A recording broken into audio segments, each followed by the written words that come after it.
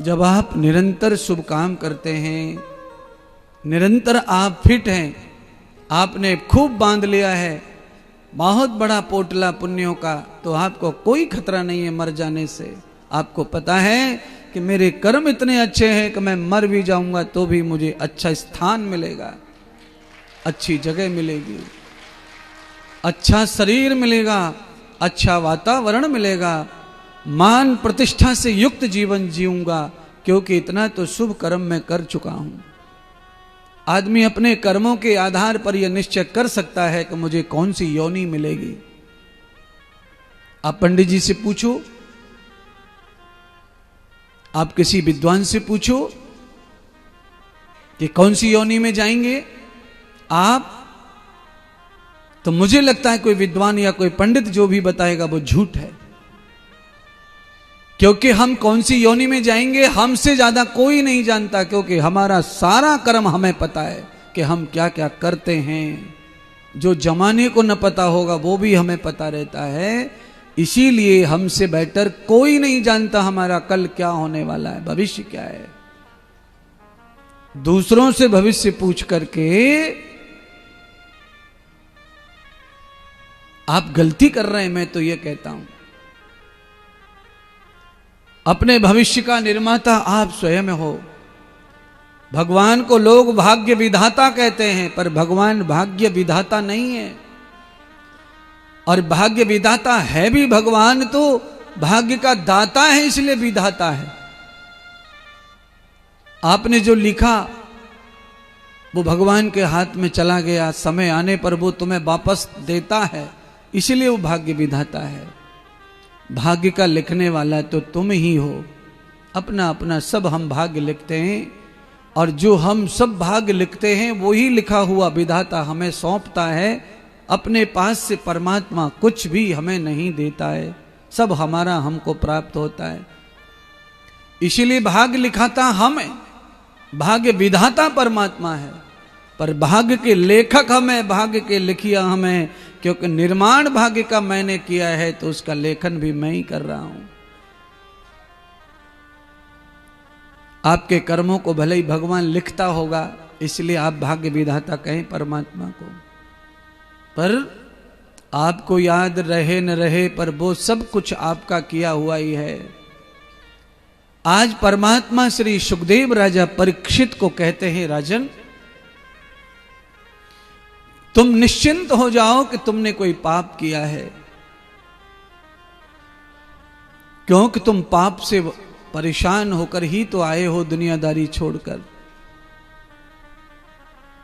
पाप कर्म हो जाए और असहनीय पाप हो जाए, अक्षम्य पाप हो जाए, तो भागवत के माध्यम से अगर हम कथा सुनते हैं तो श्री चक्रवर्ती राजा परीक्षित इस कथा को इस तरह हमें समझाते हैं कि अक्षम्य पाप हो जाने पर व्यक्ति को संसार के समस्त सुखों को छोड़कर भजन और कथा श्रवण में ही समय बिताना चाहिए, क्योंकि ये पाप क्षमा योग्य नहीं है, और जो पाप क्षमा योग्य नहीं है उसे परमात्मा भी क्षमा नहीं कर सकते।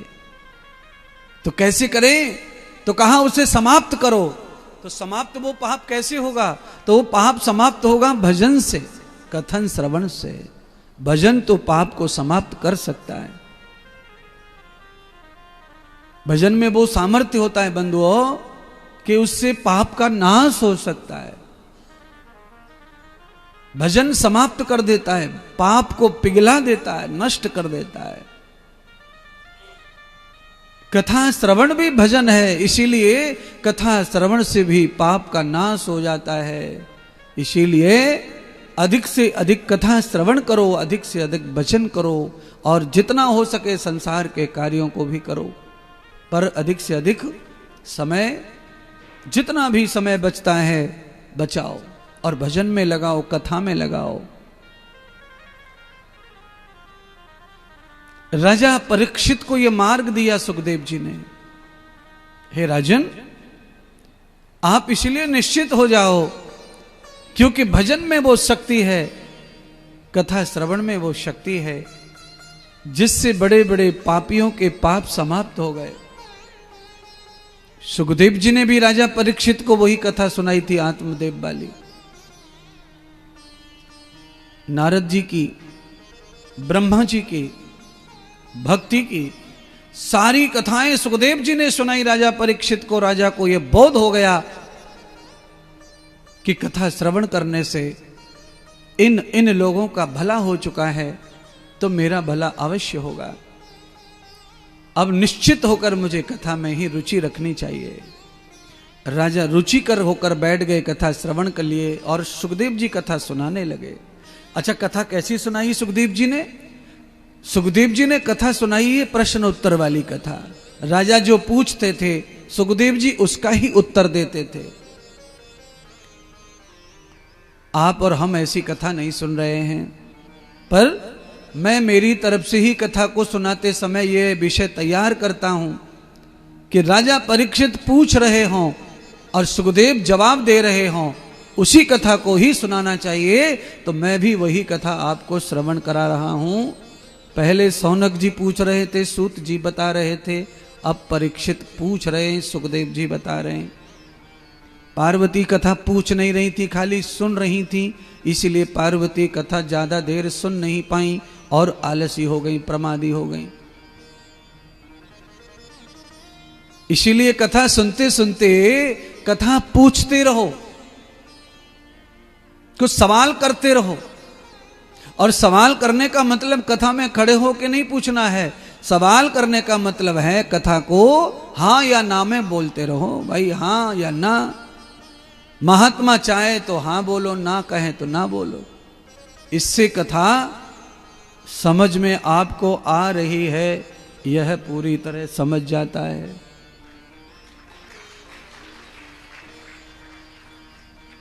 भगवान कृष्ण ने अर्जुन को जो बात कही, वही बात परीक्षित को भगवान सुखदेव जी ने कही। आसन्न मृत्यु में मुक्ति कैसे मिलती है? तो सरल भाषा में कहा कि ऐसे प्राणी को चाहिए कि वो संसार से अपने आप को मुक्त कर ले और केवल भगवत ध्यान करे, तो वो परम मुक्त हो जाता है। उससे फिर मुक्ति में कोई बाधक नहीं रह जाती। जब वो संसार में भी तृष्णा रखता है और भजन में भी तृष्णा रखता है, तो दो ही तरफ तृष्णा होने के कारण उसका जीवन माया से जुड़ा रहता है। इसलिए वो जन्म और मरण के फंदे से मुक्त नहीं हो पाता। और जन्म और मरण के फंदे से मुक्त हो जाए, वही सार्थक है भजन, वही कथा सार्थक है। देखिए, किसी की मृत्यु अच्छी हो जाए, अच्छी बात है, पर अच्छी मृत्यु होने के बाद में जन्म मरण से छुटकारा मिलेगा, ये पक्की बात नहीं है। मृत्यु तो बहुत लोगों की अच्छी हो जाती है। कई लोगों की तो मृत्यु ऐसी देखी हमने, नाचते नाचते कोई मर रहे हैं, कई लोग जो है बैठे बैठे मर रहे हैं, लोग बात कर रहे हैं मर रहे हैं। ये बहुत बढ़िया मृत्यु है, इसमें क्षण की भी पीड़ा नहीं हो रही है। पर ऐसी मृत्यु होके भी आदमी मुक्त तो नहीं हुआ जन्म मरण से, उसके फेरे से, उसके चक्रव्यूह से उसे आजादी नहीं मिली बंधुओं। भगवान सुखदेव कहते हैं कि जन्म मरण का फेरा चुकना चाहिए, जन्म मरण का बंधन मुक्त होना चाहिए। जन्म मरण के इस चक्र से आदमी जीव मुक्त होना चाहिए, तब ही उसकी मृत्यु सफल और सगम होती है, शुद्ध होती है। अच्छा मरण चाहिए, बहुत अच्छी बात है, पर मुक्ति जन्म से मरण से चाहिए। हे राजन, जन्म मरण का चक्र, जन्म मरण का फेरा कैसे चूकेगा? उसके लिए परमाश्रित हो जाओ परमात्मा के, परमात्मा के। विसंगति संसार विहतो च भोज्यम, संसार का भजन करो, संसार का भोग करो, पर विसंग करो, संसार का संग मत करो। विसंग और संग क्या होता है?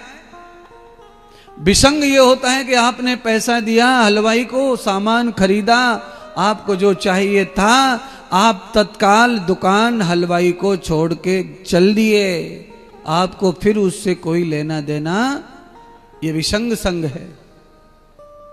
इससे क्या हुआ? इससे ये हुआ कि मिठाई घर पहुंच गई, अगर मिठाई की दुकानदार से हमारी मित्रता यारी बन जाती और हम वहीं खड़े रहते तो सामान घर नहीं पहुंचता। हलवाई का संग करने से सामान घर नहीं पहुंचता। क्यों? मैत्रीय मित्रता, उसके साथ सांसारिक प्रेम हो गया, दोस्ती हो गई, मित्रता हो गई। जो समय चाहिए था घर पहुंचने का वो समय बातचीतों में निकल गया, प्यार प्यार में। इस कारण विसंग चाहिए संसार में। विसंग भोज्य संसारम, अर्थात संसार को भोग लिया तो उसको वहीं भूल जाओ। कलश्रुति त्वयान देवम, और भूल करके एक चीज याद जीवन में जरूर रखो, आपके जीवन में कौन कब कितना सुंदर आया यह बहुत महत्वपूर्ण नहीं है। आपके जीवन में जो आ गया वो मृत्यु पर्यंत कभी आपके जीवन से दूर नहीं हुआ, वो महत्वपूर्ण है, वो संसार है। आपके जीवन में कब कौन आया वो कुछ महत्व नहीं रखता। आपके जीवन में कब कौन आया और कभी नहीं निकला जीवन से, वो महत्वपूर्ण है। देखो जीवन में अनेक परिस्थिति आती हैं, अच्छी भी बुरी भी। कौन आदमी ऐसा है जो ऐसी कभी कोई गलती बड़ी कर दे? आदमी से गलती होती है। ऋषि मुनियों ने तो गलतियां की हैं, तो सबसे गलती हो सकती है। इस संसार की रचना करने वाले ने गलती नहीं की है, बाकी भोगने वाले सब ने की है, चाहे कोई ज्ञानी हो ध्यानी हो। केवल संसार के रचयिता से कोई गलती नहीं हुई है। संसार को भोगने में जिसने चाहे जितना विवेक लगाया हो, पर वो गलती करता है, उससे गलती होती है। बिना गलती के कोई संसार में रह नहीं सकता। ज्ञानी ध्यानी तपस्वी योगी जति, पर योगी जति ऋषियों की गलती का क्या होता है? उसका वो समन कर देते हैं, उसको समाप्त कर देते हैं, भस्म कर देते हैं गलतियों को। गलतियां वो समाप्त कर देते हैं भजन से, तप से, और पुनरावृत्ति ना हो, पुनः गलती ना हो, यह निश्चय पक्का कर लेते हैं। इसीलिए उन गलतियों से परिणाम बहुत ज्यादा बुरे नहीं आते। और सामान्य आदमी की गलती परिणाम बहुत बुरे बुरे लाती है, क्योंकि सामान्य व्यक्ति जो होता है वो गलती का प्रायश्चित नहीं करता, उसका सुधार नहीं करता, और गलती कभी नहीं होगी ऐसा संकल्प नहीं लेता। फिर वो गलती करता रहता है, भोगता रहता है, करता रहता है, भोगता रहता है, और आखिर में वो एक दिन उसी बवंडर में फंस जाता है। और फिर सुलझाने के लिए बड़े बड़े यत्न करने पड़ते हैं, पर वो यत्न भी उसके काम नहीं आते। इसलिए हे राजा परीक्षित, ये दुखदायी संसार परमात्मा ने जीव के कल्याण के लिए ही बनाया है। ओहो हो, दुखदायी संसार जीव के कल्याण के लिए बनाया है। अब बोलो, संसार है दुखदाई और होगा कल्याण इससे। आप बताइए क्या करना है? अच्छा बोलो, तुम्हारे शरीर में सुई घुसेड़ दी जाए तो सुखदाई है कि दुखदाई है? दुखदाई है। सरल सी भाषा में बता दिया आपने, सुई जाएगी तो दुख ही होगा।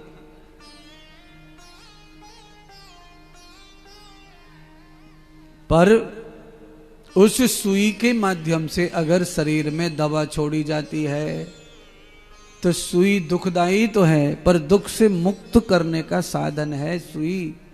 ऐसे ही संसार हमें जन्म मरण के चक्कर से मुक्त करने का साधन ये संसार ही है। इस संसार के बिना जन्म मरण से भी मुक्ति नहीं मिल सकती है। क्यों? आप कल्पना करिए, समझने के लिए खूंटा गाड़ लीजिए और खूंटा गाड़ के उसमें रस्सी बांधना शुरू कीजिए। एक ही जगह बैठकर रस्सी को घुमा घुमा करके अंटा लगा करके आप देखिए थोड़ी देर में पूरी रस्सी खत्म हो जाएगी और पूरे खूंटे में लिपट जाएगी रस्सी।